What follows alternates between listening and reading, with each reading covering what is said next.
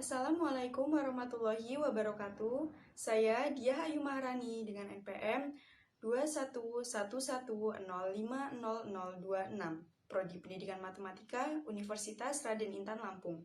Saya akan melakukan praktikum guna memenuhi tugas akhir dari mata kuliah Kimia Umum dengan dosen pengampu Bapak Iip Sugiharta. Di sini saya akan melakukan praktikum reaksi redoks pada korosi jarum. Sebelumnya, apakah kalian tahu apa itu reaksi redoks?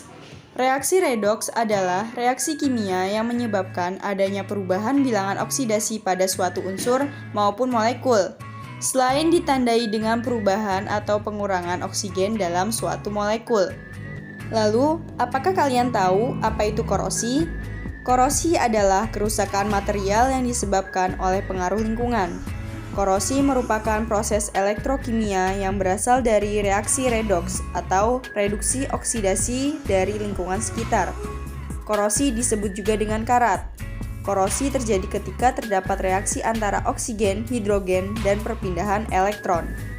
Ada pula alat dan bahan yang kita butuhkan, yaitu gelas, CH3COOH, NaClO, dan jarum.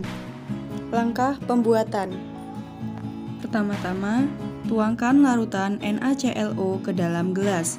Selanjutnya, tuangkan larutan CH3COOH. Kemudian, masukkan jarum ke dalam larutan. Keadaan awal jarum saat dimasukkan ke dalam larutan. Setelah 10 menit, larutan mengeluarkan gelembung di sekitar jarum. Setelah 20 menit, hanya setengah bagian dari jarum yang mengalami perkaratan. 30 menit kemudian, barulah seluruh bagian jarum mengalami perkaratan. Korosi merupakan proses degradasi logam atau perusakan logam seperti akibat dari interaksi logam dengan senyawa yang ada di lingkungannya. Dalam proses reaksi ini terjadi reaksi spontan redoks atau reduksi dan oksidasi.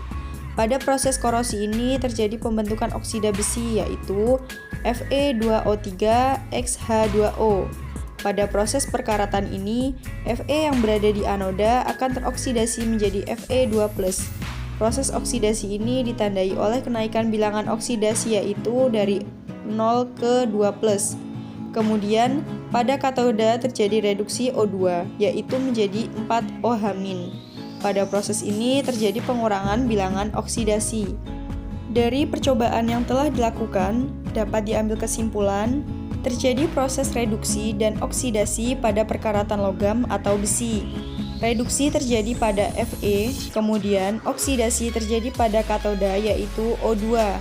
Kemudian, dalam proses ini, saya menggunakan natrium hipoklorit atau NaClO. Hal ini digunakan untuk mempercepat proses perkaratan. Selain itu, saya juga menggunakan asam cuka atau CH3COOH sebagai katalis untuk mempercepat proses reaksi. Sekian percobaan pada kali ini, semoga bermanfaat. Kurang dan lebihnya saya mohon maaf. Wassalamualaikum warahmatullahi wabarakatuh.